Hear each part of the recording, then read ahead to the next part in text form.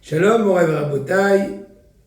Nous allons, en fin de compte, après 2 longs cours de préparation, de suspense et d'introduction, aborder la prochaine porte, après avoir étudié le Sha'ar Igulim, première porte du Otzrot Haïm, qui parle de tout ce qu'on a déjà résumé dans les cours précédents. Là, on va passer à Sha'ar Tanta. Tanta, c'est les rachetevot, c'est les initiales de Te'amim, Nekudot, Tagim, Otiot, Tanta, Tet, Nun, Tav, Aleph. Tet, c'est Te'amim, Nun, c'est Nekudot, Tav, Tagim, et Aleph, c'est Otiot. N'est-ce pas? On a déjà parlé autrefois, les propres précédentes, le parallèle avec les choses, et maintenant, dans la fougue, comme ce qu'on dit, on va un peu faire une révision, mais on va faire cela d'une autre façon que d'habitude. Dans la fougue, maintenant, en attaquant directement, en abordant directement le texte, c'est un texte avec le Matok Midvash, on va petit à petit, de temps en temps, faire des arrêts, et ça sera aussi bien un approfondissement, un rappel, un résumé, et surtout pour mieux avancer. Le Harizal, il nous dit maintenant, quand je dis Harizal, en fait, c'est Abraham Vital, que tout ce qu'il dit sur le nom du Harizal direct, quand il n'est pas certain d'un point, il le dit lui-même, il dit, je pense que le Harizal m'a dit comme ça, mais je suppose que... Mais donc, ce qu'approuve, que tant qu'il n'a pas dit, eh ben, c'est le Harizal qui est en train de parler de par la gorge, ou plutôt de par la plume, de Maharou Bihayim Vital. Le Harizal nous dit que maintenant on va expliquer le Inyan, le sujet de tous les points de sortie des lumières d'Adam Kadmon. On a dit déjà plusieurs fois qu'on n'a pas le droit essentiellement d'être au sec dans tous les orons, dans toutes les lumières qui sont à l'intérieur d'Adam Kadmon, mais on a le droit juste à la rigueur un peu de comprendre peut-être ce qui se passerait à l'intérieur pour mieux comprendre, et là on a oui le droit de comprendre, en tout cas à notre niveau. Tout ça, c'est des Meshalim, les Orot qui sortent de Adam Kadmon. On a dit qu'il y a des Orot qui sortent des Seharot, de Adam Kadmon, des Orot qui sortent des oreilles, des narines, de la bouche, des yeux, etc. On verra un peu plus tard du nombril, des pores de la peau. Encore une fois, tout ça, la peau, combien on peut comprendre ce que c'est une peau? C'est pas une peau, c'est des Meshalim. Et aussi même du bout des ongles. Du point où l'ongle ça est attaché avec la chair avec la chair, il y a une espèce d'interstice, et il y a aussi un certain hevel, un certain buée, mais bon c'est pas buée, certain or, un certain lumière qui est un peu plus faible que les autres qui sortent par les orifices, comme les 2 oreilles et compagnie. Donc petit à petit on va voir. Et donc la première chose, il introduit Rabbi Chaim Vital en disant, sache, qui en metziut siur komat adam ba'olam sheyesh bechol partsuf yosher, כל העמוד היינו אדם קדמון והצילות בריאה העשייה, אפילו באדם תחתון הגשמי, שלא יהיה בו כללות 4 בחינות אלו. Tout ce que tu peux t'imaginer, que ce soit olamot, partsufim, sphirot, qu'on a déjà détaillé plusieurs fois dans les cours précédents, ils ont tous à la base de Te'amim, Nekudot, Tagim, Ve'otiot. Et j'ai déjà dit plusieurs fois, et on va le voir tout de suite, c'est un parallèle entre Shmot Asmab, Ab, Sag, Mahaben. Te'amim, c'est Sab, c'est Ab, Nekudot, c'est Sag, Tagim, c'est Mah, et Otiot, c'est Ben. On a déjà expliqué. D'accord? Et là, en fait, il dit ça, c'est vrai dans tous les mondes, tous les parsoufim, etc. Tout est inclus dans ces 4 points de base, si l'on peut dire, dans cette départition très générale de base. Ensuite, le restant, c'est les détails des détails. Comme je l'ai dit plusieurs fois dans la Kabbalah, il y a des généralités, des détails, les détails des détails. Et dans chaque détail, il y a dans son intérieur tous les données qu'il y avait dans l'aspect un peu plus général. Seulement, c'est en miniature, en échelle plus petite. Comme je l'ai dit plusieurs fois, ça rappelle un peu les chromosomes, l'ADN et l'ADN. Et maintenant, il dit comme ça. Premièrement, on commençait à parler de Shem Ab. Le Shem Ab, dit Gemataria 72, dans le 72, on écrit le Shem Hashem, j'ai plusieurs fois, Yud Vav Dalet, He Yud Vav, et Yud, je vais vite, parce que là, on a déjà dit plusieurs fois. Et donc, l'origine de cela, ça vient de la lettre Yud. Là, je rajoute un peu, comment dirais-je, on imbrique un peu les idées, qu'on a aussi bien le Yud Ke Vav Ke, qui est en fait, on va dire, le plus général, le plus de base de tout. Donc, par rapport au Yud, c'est Shem Ab. Par rapport au He, c'est Shem Sag. par rapport au Vav du Yud Ke Vav Ke général, c'est le Shem Mah général. Et par rapport au deuxième He, c'est le Shem Ben. D'accord? Donc on a, soit on va appeler ça le premier Yud, ou en d'autres mots le Shem Ab, ou en d'autres mots les Te'amim. Ce sont des synonymes. Et pourquoi on les appelle de façon différente? Parce que chaque fois ça dépend selon quel registre et quel piédestal tu veux parler. Mais en principe, ça revient au même, jusqu'à nouvel ordre. D'accord? Donc là, il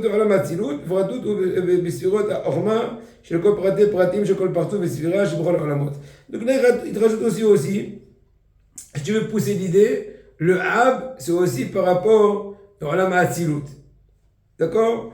Et si on parle dans les Sphirot, le Ab, c'est la Orma. Bien sûr, il y a des détails. Il faut voir, c'est pas le Keter et tout. Je ne vais pas maintenant rentrer dans la véracité de tous les détails et tous les points, puisque l'idée a été déjà été, à mon avis, assez bien relatée dans le cours précédent. Je vais juste maintenant adhérer. Ensuite, nous avançons. Shem Sag. On sait très bien qu'il écrit comme le Shem Ab. La seule différence, c'est le Vav. Donc Yud Vav Dalet et Yud. Le Vav, c'est pas Vav Yud Vav, c'est Vav Aleph Vav, ensuite et Yud. Donc ça fait 9 de moins, parce que Vav Yud Vav, c'est 10 au mieux le Yud, alors que la Vav Aleph Vav, c'est Aleph, il manque 9. Donc 72 moins 9, ça fait 63. En d'autres mots, il s'appelle aussi, le premier s'appelait Havaya des Yudin. C'est Yud Ke Vav Ke développé en Yudin, tout est Yud. Bon, Yud Vav Dalet au début, c'est idem partout. Ensuite, ça commence à varier. Le He Yud. Le Vav, Vav Yud Vav. Le He Yud. Donc le Miloui, il est sur la base du Yud, entre autres. Alors que le Sag, il a cette différence-là dans le Vav, c'est pas Vav Yud Vav, Vav Aleph Vav. Il a un peu appelé ici Havaya des Alfin de Yudim, parce que c'est une espèce de mix. En fait, c'est les deux. Et partiellement, il est Yudim, et partiellement, il est Alfin. Ça, c'est Shem Sag. Il est en rapport avec la première He du Yud Ke Vav Ke. On peut appeler aussi comme on a introduit tout à l'heure, Nekudot. On dit Ta'amim Nekudot. Ta'amim, c'est les sons musicaux, Nekudot, c'est la ponctuation, Tagim, c'est les couronnes, Ve'otiot, c'est les lettres de la Torah, on l'a déjà dit cette fois précédente. En d'autres mots, il peut dire plus que cela, c'est un rapport spécifique dans l'aspect le plus général possible du Olam HaBeria. Le Ab, olamiquement parlant, c'était la Hatzilut. Alors que le Sag, quand on parle dans le registre des Olamot, c'est la Beria. Et si on veut le mettre dans le registre des Sphirot, c'est la Hatzilut ou peu importe pour l'instant, tout ça c'est des aspects généraux, et ben ça va être la Bina. Oui, la Ab c'était la Horma, alors que le Sag c'est la Bina. Maintenant, plus que cela, un nouvel aspect, c'est aussi la Neshama de tous les Olamot et des Sphirot. Alors là aussi, je vais ouvrir une petite parenthèse. Vous vous rendez compte qu'on est en même temps en train de parler de 15 paramètres, mais c'est pas grave. En forgeant, on devra en forgeant. On ne peut pas tout comprendre d'un coup, puisqu'on a déjà dit auparavant dans le cours précédent les principes. Maintenant, on est en train de faire un peu des exercices. Et voilà, petit à petit, on va comprendre. C'est pas compliqué. C'est vraiment pas compliqué. Il faut juste un peu se concentrer et surtout réviser. En tout cas, ça s'appelle un échappement. On sait très bien que dans toute chose, dans le monde, dans les Olamot que je pourrais créer, il y a un nouvel registre de différenciation ou de degré, c'est Naran Hay, Nefesh, Ruach, Nashma, Haya, Yahida. Et même dans ça, il y a des détails. Il y a Nefesh du Nefesh, le Haya, etc. D'accord? Mais en tout cas, il y a ça. Alors si on parle dans le registre de Nefesh, Ruach, Nashma, etc., c'est quoi le Sag par exemple? C'est la Neshama, qui est dans tous les Olamot. Auparavant, quand on a parlé de Ab, et ben dans les Olamot, oui, et ben ça serait peut-être un peu plus haut que la Neshama, c'est la Haya. C'est à vérifier. Je ne veux pas maintenant rentrer dans trop les détails pour ne pas. Ouais, c'est la Neshama, Neshama, c'est la Haya. Yahida, c'est Bichlal, c'est que le Mashiach qu'il a, etc. Bon, ok. Maintenant, le Shem Meme, Ababator, celui qui vient après, Shem Meme, donc valeur numérique de 45, qui est Havaya de Alfin, s'écrit Yud Vav Dalet, c'est idem. Ensuite, là, ça commence à différer. Le He, c'est pas He Yud, c'est pas He, c'est He Aleph.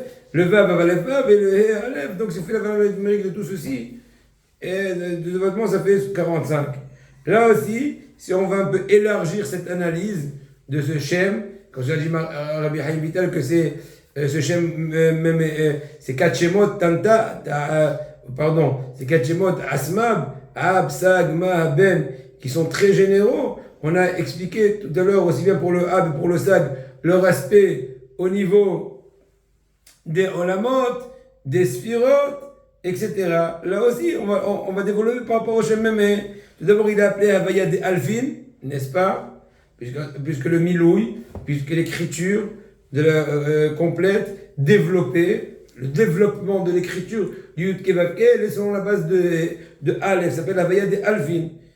Et de par ailleurs, si on veut le mettre dans le registre de Yud Kevavke à Klali, sur lesquels se différencient tous les mondes et tous les autres particules qu'on peut s'imaginer, ben ça va être en parallèle avec le Vav, Yud Kevav, le Vav du Yud Kevavke à Klali. Et en d'autres mots, si on veut le mettre dans le registre des Olamot, ce Shem Mémé, ou ce Havaya des Alfin, et ben ça sera dans la Yetzira, Atzilut, Beria, Yetzira, et Yetzira on descend. Et si on veut rentrer un peu plus dans le détail au niveau des Sphirot, ça sera le Ze'er Anpin. D'accord? Mais encore une fois, le Ze'er Anpin de chaque prat et prat. C'est vrai qu'il est plus focalisé de façon très générale au Olam général qui s'appelle la Yetzira, mais ça n'empêche que le Ze'er Anpin de chacun des Olamot Atzilut, Beria, Yetzira, Vazia, il est aussi, de façon entre guillemets empruntée, Mouchal, si on puisse dire, en tout cas un certain parallèle, un certain lexique, il est aussi appelé Havaya des Mémé. N'est-ce pas? On a discuté tout ça dans les cours précédents. Là, ça est vraiment du concentré, quand on dit du tac au tac, relativement. Et plus que cela, aussi dans la départition de Nefesh Ruach Neshama, et bien le Shem Mémé, c'est Ruach. N'est-ce pas? Donc à partir du moment qu'on s'est écrit toutes les échelles, tout va en même temps en parallèle. Il faut juste faire un tableau. Si vous voulez à la rigueur, une des fois, on fera un plat de tableau, mais pas maintenant, pour ne pas trop s'allonger. Et aussi dans le registre des Sphirot. Voilà, donc c'est le roi, dans tous les Olamot, dans tous les Sphirot. Vous avez compris. Et pour finir, le Shem Ben s'appelle Havaya de Hein. Donc parce que tout est développé avec le He, Yud Vav Dalet. D'accord? Ensuite le He Vav He, Vav Vav. Bon, tu peux écrire moi. Je ne vais pas regarder Vav Yud Vav, non. Vav Vav, non, parce que c'est pas Yudin, c'est pas Alfin.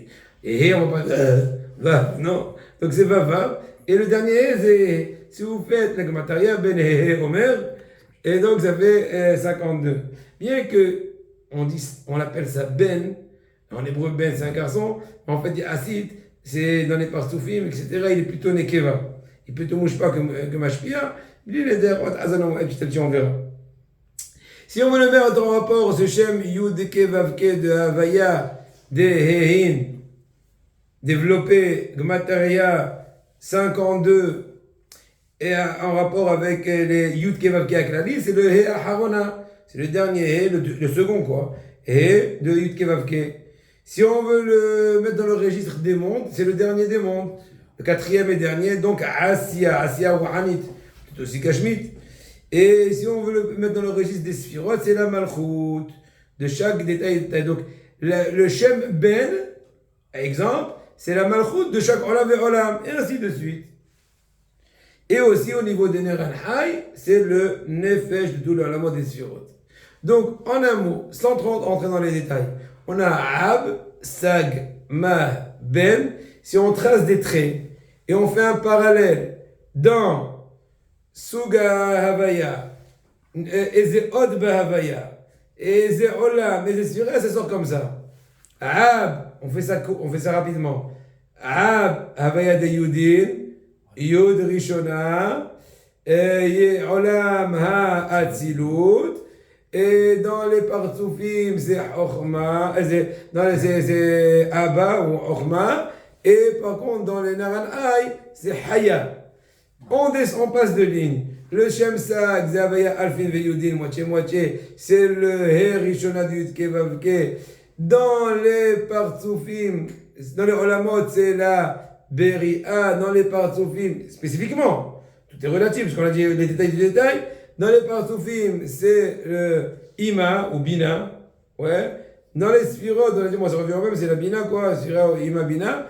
Et dans les Nefesh Ruach Neshama, c'est quoi? C'est déjà Haya Nefesh Ruach. Ensuite, vous allez continuer le restant je ne vais pas rentrer dans tous les détails, ainsi aussi bien dans Ma et dans Ben, c'est le Ke, le Vav, il y a des Alfim, etc. Bon, voilà. Je ne vais pas répéter tout parce que j'ai peur aussi de dire des choses qui sont inexactes, qui risqueraient de vous troubler, mais vous avez compris le principe. Maintenant, voilà, un truc intéressant. En général, je ne fais pas trop d'Ayoun avec vous dans la Kabbalah parce qu'elle est déjà assez ionique, mais là, je vais quand même permettre de vous dire un truc très intéressant. Dans le Midrash Pli A, il ramène au nom de Rabbi Shimshon de Ostropoli. Surtout Dagan Alenu. Entre parenthèses, Rabbi Shimshon de Ostropoli, il a écrit une lettre au Shach, à Ben Shabtai Cohen. Celui qui a crécité Cohen sur le Hashem Mishpat et au Yoredea. Et pourquoi j'ai dit qu'il a écrit une lettre? Parce qu'on voit dans l'œuvre du Shach qu'au début il s'allonge dans son œuvre, assez exoducique, mais vers la fin il abrège. Peu importe. En tout cas, il y a des lieux où il abrège. Pas spécifiquement dans l'ordre des simanim, mais en tout cas il y a des lieux très longs comme l'Exodus, Chod Xela et tout. Alors, qu'est-ce qui s'est passé? Le Rabbi Shimshon d'Ostropoli il a envoyé une lettre au Shach. Il lui a dit que dans les cieux, il y a une très grande Xerot Tahtat, des Cosaques, à l'époque du Taz et tout. Donc ça fait Tahtat, ça va faire presque 400 ans. Donc 5408. D'accord, faites le compte. On est à 5780 et quelques. D'accord? Presque 400 ans. Il a dit dans les cieux, il y a une très grande Xerot. D'ailleurs, malheureusement, il y a eu des ravages contre tous les Cosaques, les trucs. Il a dit, mais dans les cieux, pour adoucir cette Xéra, on a demandé que 3 Gdoléa d'or, ils se livrent, Kiddush Hashem. Il lui a dit à M. Jean-François que lui, il était prêt. Il lui propose, est-ce que le Shach était aussi prêt? Il lui a dit, le Shach, qu'il était prêt, mais il faut qu'il lui laisse un peu de temps, qu'il finisse son œuvre. Donc pour ça qu'il s'est hâté, il a abrégé ses écritures. Donc Rabbi Shimshon d'Ostropoli qu'on raconte que l'on transperçait en plein de filas jusqu'à cette filine et tout, ce n'est qu'à la fin où l'épée rentrait dans cette filine, là il a dit Shema Israël. Parce que là il est tellement attaché à Kadosh Baruch Hu, il n'a rien senti. Donc Rabbi Shimshon d'Ostropoli sur tout le dit pourquoi on appelle le Shem Ben? On l'appelle pas plus précisément Nab. Parce que de façon plus exacte, il fallait dire Nun Bet 52. Tu dis pas 250 Ben.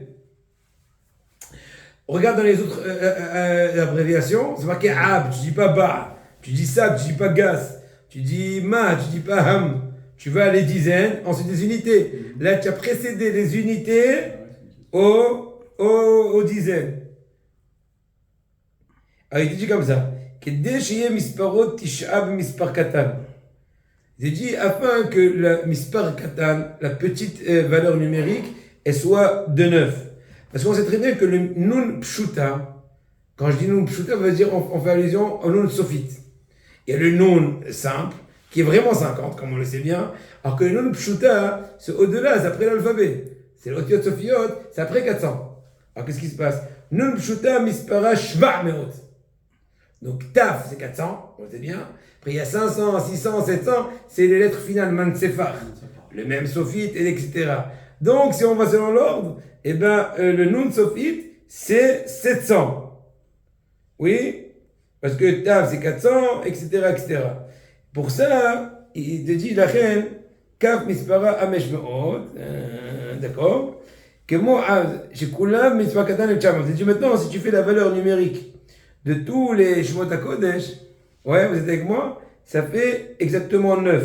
Parce que Ab, c'est combien? 7 et 2? 9. Ça fait 9. Et ça, 63, ça fait 6 et 3, 9. 4 et 5, ça fait 9. Or là, on a écrit Ben, d'abord le 2, ensuite le Nun, le 52, qui est 7 en fait. C'est 2 et 7, ça fait 9. Alors si on aurait marqué 5 et 2, ça aurait été 7. Afin que ce soit, comme ça il dit, comment, pourquoi? Attends, pourquoi 9? Ah d'accord, on n'a pas les œufs. Prends 9. Il dit non. Parce que כנגד 9 ספירות הכוללות בכל פרצוף והעשירית היא המלכות ומשמעת את הספירות. Il dit dans tous les parsoufim, il y a 10 sphirot, n'est-ce pas, particulières. La malchut, elle est comme secondaire.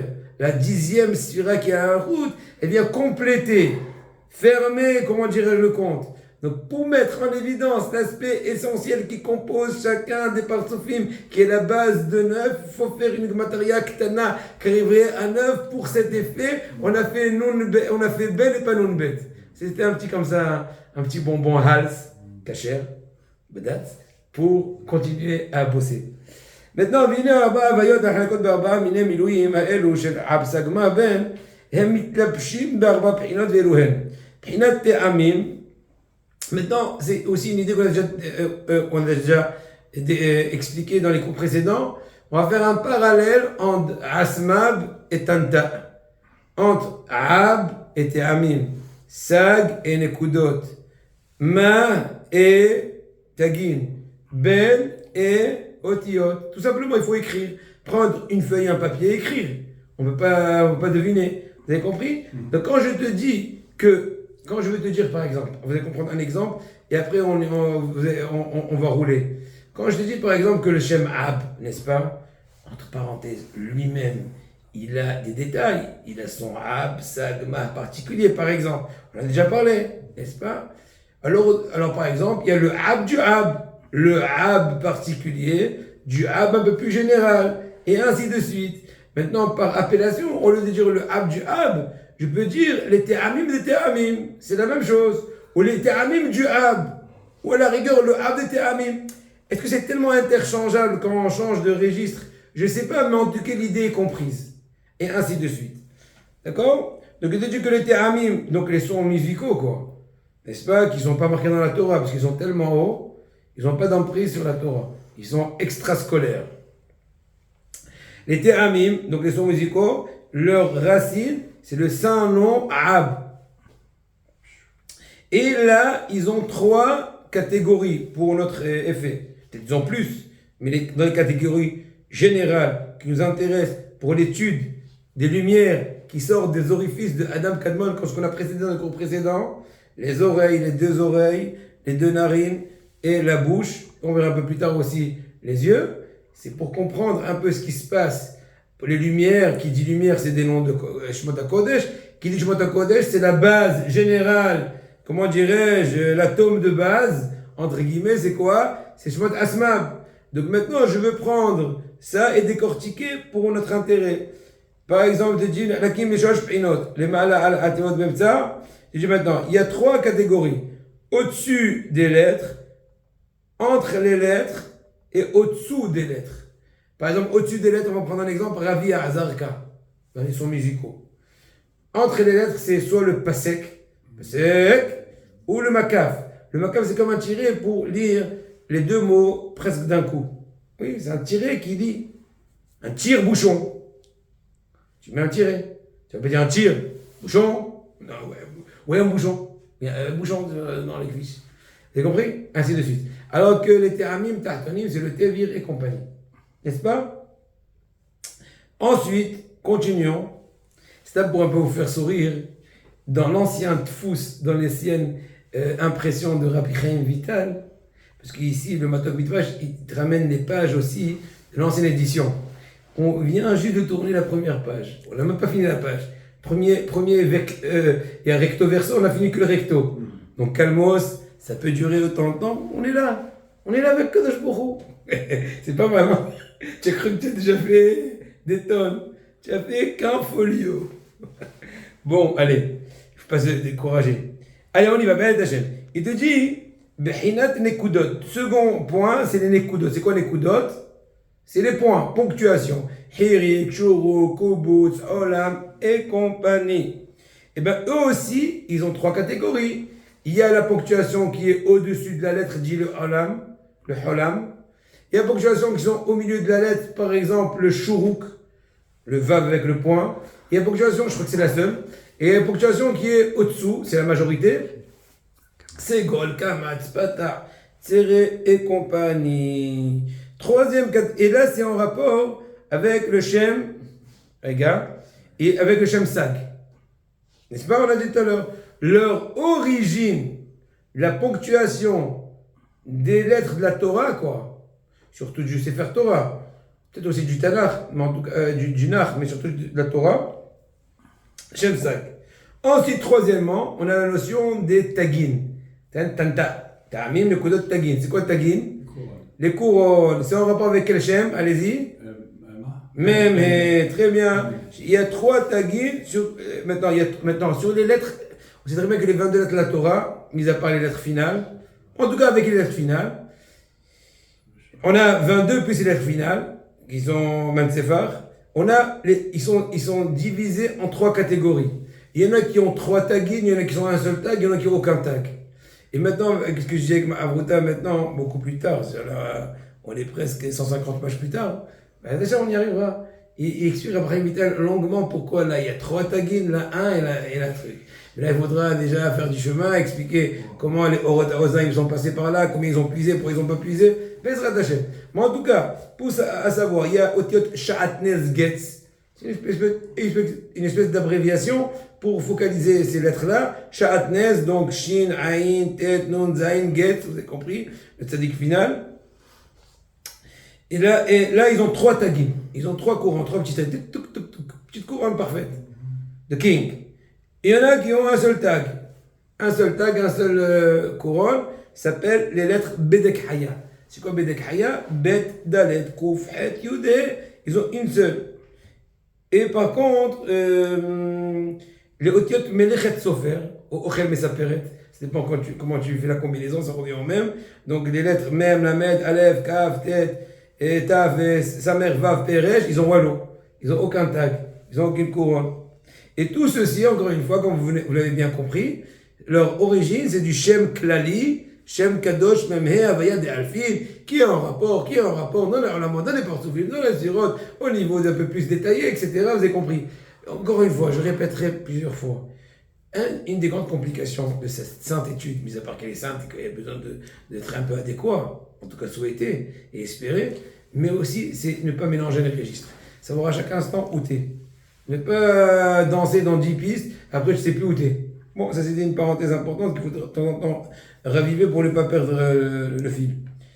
Troisièmement et dernièrement, ou plutôt quatrièmement et dernièrement, c'est Otiot. Te'amim, Nekudot, Tagin Otiot, Tanta. C'est quoi Otiot?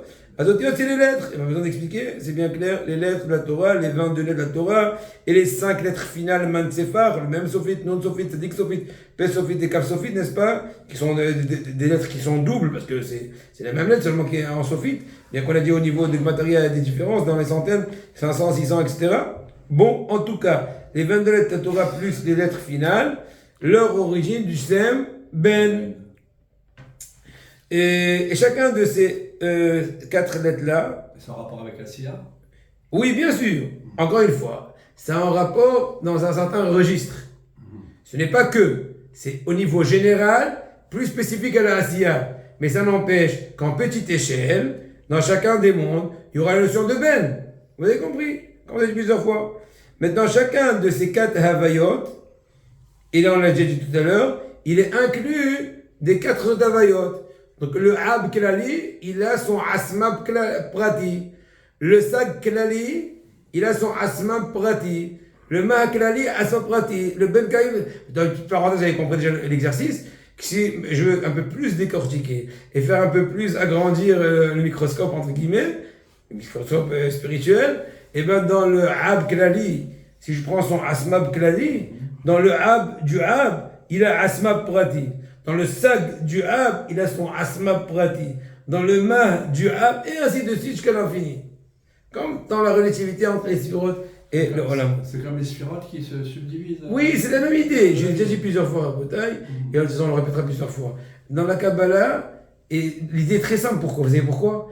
Puisque Akadosh Baruch Hu, par appellation, mais plutôt au niveau kabbalique qui s'appelle Ensof Baruch Hu, comme son nom l'indique, est infini. Donc la lumière qui est entre guillemets une pseudo-partie de lui. C'est pas on peut dire complètement partie parce que on peut pas l'attraper, mais bon, qui est censé être son hashpa'a sur nous, son influence sur nous, elle est automatiquement censée être un tant soit peu ressemblante à son origine, l'infini. Donc il faut qu'elle ait un certain aspect infini qui s'exprime de par cette infinité de division jusqu'à au-delà de toute notre conception. C'est la même idée qui revient, aussi bien au niveau des Olamot, etc.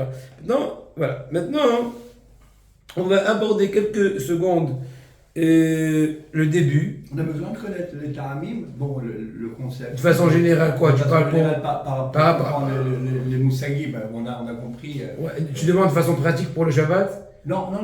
Dans le cadre de l'étude, Ouais. Est-ce qu'il faut avoir une bonne connaissance des ta'amim, comment on doit lire pour... Non, pas ça. non. D'accord. C'est sûr que Ben Hachem, quand on s'approfondirait, j'imagine que quand on s'approfondirait un peu plus, il y aurait un sens. Le Zarka, ça veut dire comme ça, etc. C'est pas un hasard que le Zarka est décidé comme ça. Ça, j'ai vu dans le Tikkun Azor et tout, qui décortique les théramim. C'est l'écriture du son musical, c'est pas par hasard qu'il a pensé que c'est joli de faire un petit zigzag là. Non, c'est des sodotes dans ça. Mais bon, petit à petit, Ben Hachem. Je vais m'arrêter ici, mais faire juste un résumé tout simple. Tout simple. L'essentiel de ce cours était de remettre en évidence un point qui a été déjà relaté auparavant, mais là on a un peu plus élargi, on va dire, le tableau. On a dit à la base de toute existence spirituelle, Olamot, Sfirot, Partsufim, Itkevav Kalkali, un certain parallèle avec Te'amim Nekudot auparavant. Un parallèle avec Shmot Asmab, Absag Mahaben. On s'est allongé à expliquer le parallèle entre Absag Mahaben, entre les 4 Olamot Abiyah, entre les 10 Sfirot bien connus depuis Ketash Kamalchut, entre des Partsufim depuis Arich Anpin jusqu'à Nukbezin Anpin, entre le Yud Kevav Kalkali, entre Nefesh Ruach Njama Haya, etc. Et l'exercice a été compris, on va de haut en bas ou de bas en haut, ça revient au même. On laisse un peu expliquer comment la Gamataria, la valeur numérique de Absag Mahaben est expliquée de par les choses. On a commencé à dire qu'il y a un parallèle entre le Asmab et le fameux Te'amim le Tanta. Là, on commence un peu plus à rentrer dans le Tanta, notion que l'on a déjà évoquée, mais maintenant, c'est un peu plus les détails.